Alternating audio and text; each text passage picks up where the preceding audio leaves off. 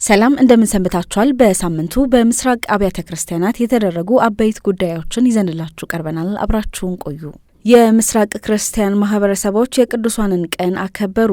የምስራቅ ክርስቲያን ማህበረሰቦች ለቅዱሳንና ሰማዕታት ሁሉ ክብር ለመስጠት የካቲት 22 ቀን 2018 ዓ.ም የቅዱሳንን ቀን አከበሩ። የቅዱሳን ቀን መከበሩ በበርካታ የምስራቃዊ አብያተ ክርስቲያናት ሀገሮችና ተከታዮቻቸው አስፈላጊ መሆኑ የተገለጸ ሲሆን በዓሉ በውይይት በጸሎትና በተለያዩ መንፈሳዊ ስነ ስርዓቶች ተከብሯል። በኢራቅ በቅዱሳን ጴጥሮስና ጳውሎስ ቤተክርስቲያን በነበረው የአከባበር ስርዓት ልጆች ዷቸውን ቅዱሳን ልብስ በመልበስ በደማቅ ሁኔታ አክብረዋል። በተመሳሳይ ሁኔታ በጋዛ በቅዱስ ቤተሰብ ካቶሊካዊት ቤተክርስቲያን የሚገኙ ልጆችም ይህንን በዓል እንደ ቅዱሳን በመልበስ አክብረውታል። በዓሉ መከበሩ በአስቸጋሪ አውድ ውስጥ የእምነትና የተስፋ መልእክት የሚያስተላልፍ ትልቅ ተግባር መሆኑ ተገልጿል።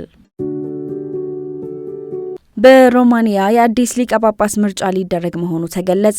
በሮማኒያ ግሪክ ካቶሊክ ቤተክርስቲያን በቅርቡ አዲስ የሊቀ ጳጳስ ምርጫ ሊደረግ መሆኑ ተገለጸ።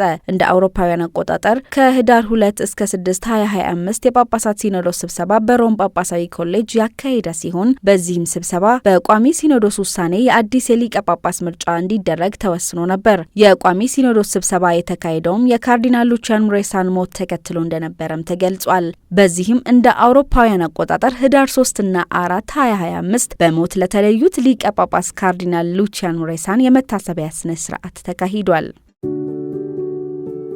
በዓለም ላይ ሰላምን ለማስፈን አብያተ ክርስቲያናት የድርሻቸውን እንዲወጡ ጥሪ ቀረበ። በምስራቃዊ ኦርቶዶክስ ቤተክርስቲያን ውስጥ መንፈሳዊ መሪ የሆኑት ፓትርያርክ በርተሎሜዎስ በዓለም ላይ ሰላምን ለማስፈን አብያተ ክርስቲያናት የድርሻቸውን እንዲወጡ ጥሪያቸውን አቀረቡ። ፓትርያርክ በርተሎሜዎስ ከህዳር 4 እስከ 8 ቀን 2025 ባለው ጊዜ ውስጥ በሀገረ ፈረንሳይ ሎርድ ውስጥ በተካሄደ የፈረንሳይ ጳጳሳት ምልአተ ጉባኤ ላይ ተሳታፊ ሆነዋል። በዚህ ወቅት ባደረጉት ንግግር የክርስቲያኖች አንድነት እንዲታደስና በዓለም ላይ ባሉ ቀውሶች በተለይም በአካባቢያዊ በማህበራዊና በመንፈሳዊ ቀውሶች ላይ አብያተ ክርስቲያናቱ መንፈሳዊ ኃላፊነታቸውን እንዲወጡ ጥሪያቸውን አቅርበዋል። ፓትርያርኩ ፍጥረታትን በመጠበቅ ሰላምን በማስተዋወቅና ወጣቱን ትውልድ በማስተማር ረገድ የአብያተ ክርስቲያናት የጋራ ሚና ትልቅ እንደሆነ ተናግረዋል። ምልአተ ጉባኤው የተጠናቀቀው ከምስራቅ አብያተ ክርስቲያናት ጋር በመተባበር ለዓለም ሰላም ጸሎት በማድረግ ሲሆን በዓለም አቀፍ ደረጃ አብያተ ክርስቲያናት በመካከላቸው ያለውን የውይይትና የወንድማማችነት አስፈላጊነት ማጠናከር እንዳለ